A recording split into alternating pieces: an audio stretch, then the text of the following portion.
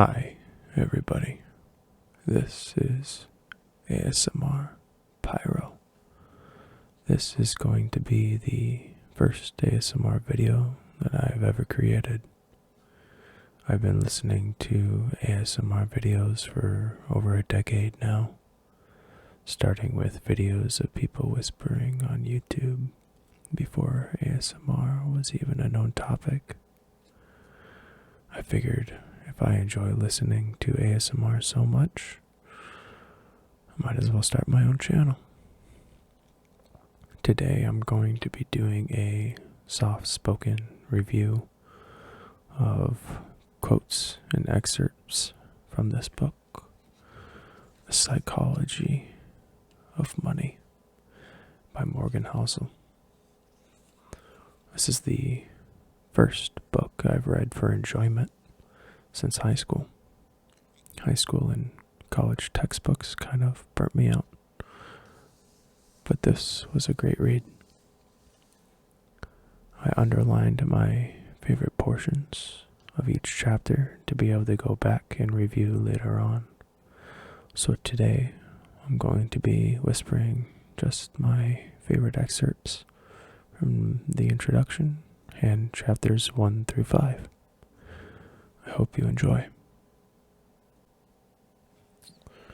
Introduction: the greatest show on earth.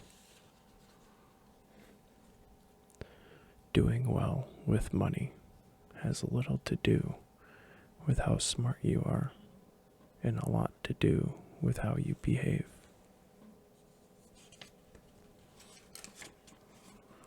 One, financial outcomes are driven by luck, independent of intelligence and effort. Financial success is not a hard science. How you behave is more important than what you know. Two topics impact everyone: health and money.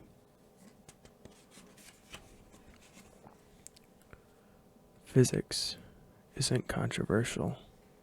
It's guided by laws. Finance is different. It's guided by people's behaviors. Chapter 1. No one's crazy.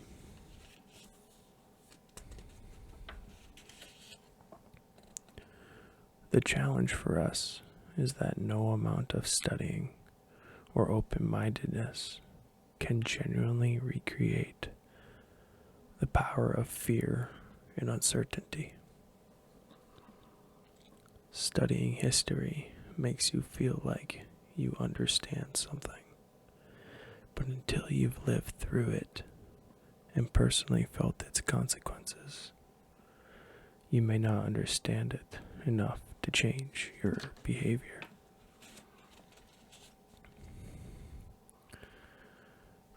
The economists wrote, "Our findings suggest that individual investors' willingness to bear risk depends on their personal history."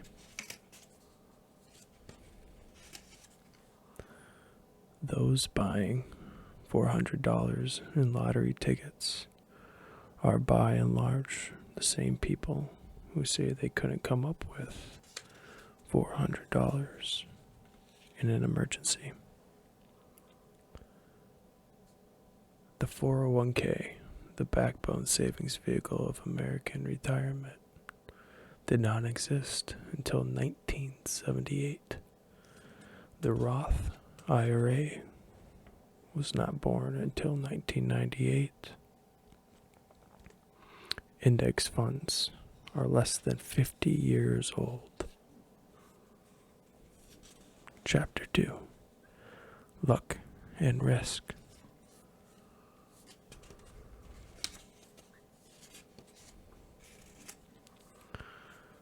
Everything worth pursuing has less than 100% odds of succeeding, and risk is just what happens when you end up on the unfortunate side of that equation. Luck and risk are both the reality that every outcome in life is guided by forces other than individual effort.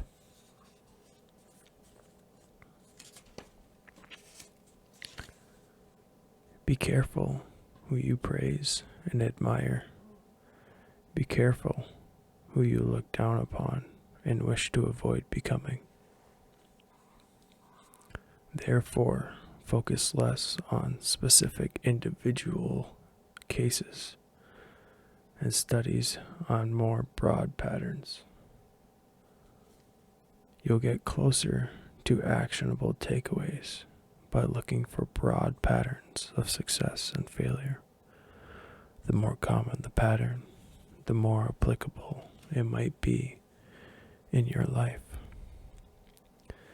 People who have control over their time tend to be happier in life.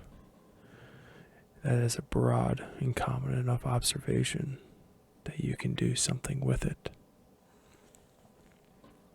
Bill Gates once said, "Success is a lousy teacher. It seduces smart people into thinking they can't lose." Chapter 3, Never Enough.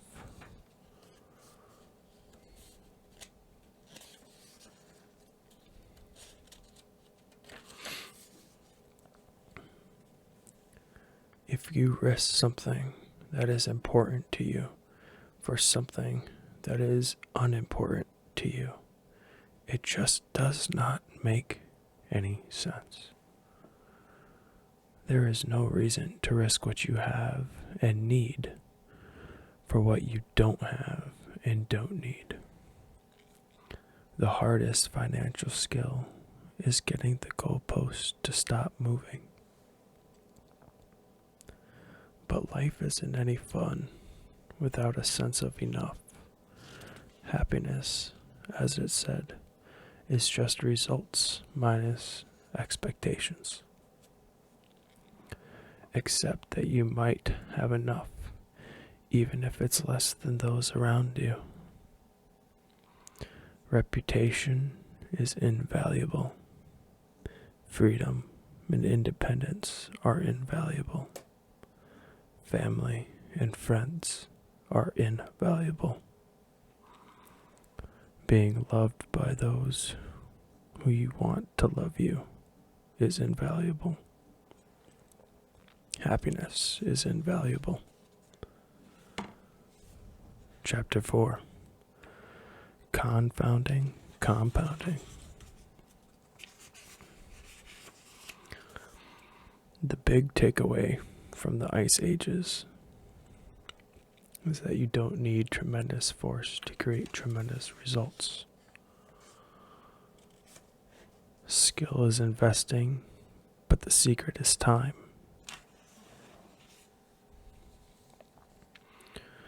Good investing isn't necessarily about earning the highest returns, because they tend to be one-off hits that can't be repeated. It's about earning pretty good returns that you can stick with and which can be repeated for the longest period of time.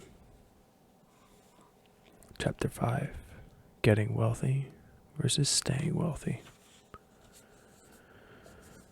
There are a million ways to get wealthy and plenty of books on how to do so, but there is only one way to stay wealthy, some combination of frugality and paranoia.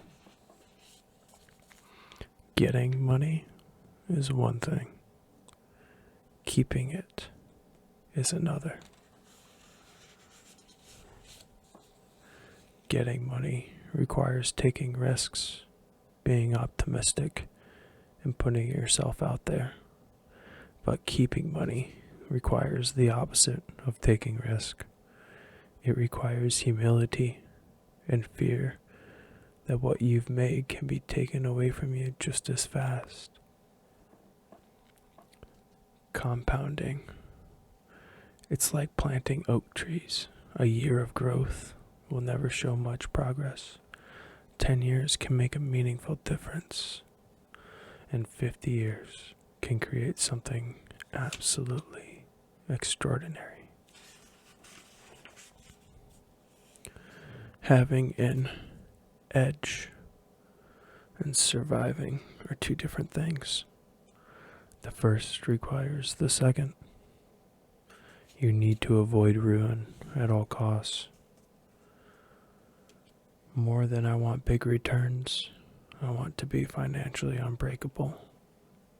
And if I'm unbreakable, I actually think I'll get the biggest returns, because I'll be able to stick around long enough for compounding to work no wonders. Merely good returns, sustained, uninterrupted for the longest period of time, especially in times of chaos and havoc, will always win. Planning is important, but the most important part of every plan is to plan on the plan, not going according to plan. A plan is only useful if it can survive reality, and a future filled with unknowns is everybody's reality. A bar-build personality, optimistic about the future, but paranoid about what will prevent you from getting to the future, is vital. You need short-term paranoia to keep you alive long enough to exploit long-term optimism. And there it is, my favorite portions of the first 5 chapters of The Psychology of Money by Morgan Housel. If you enjoyed this video, please leave a like, comment, and subscribe if you want to see my future content. Thanks for watching. Goodbye and good night.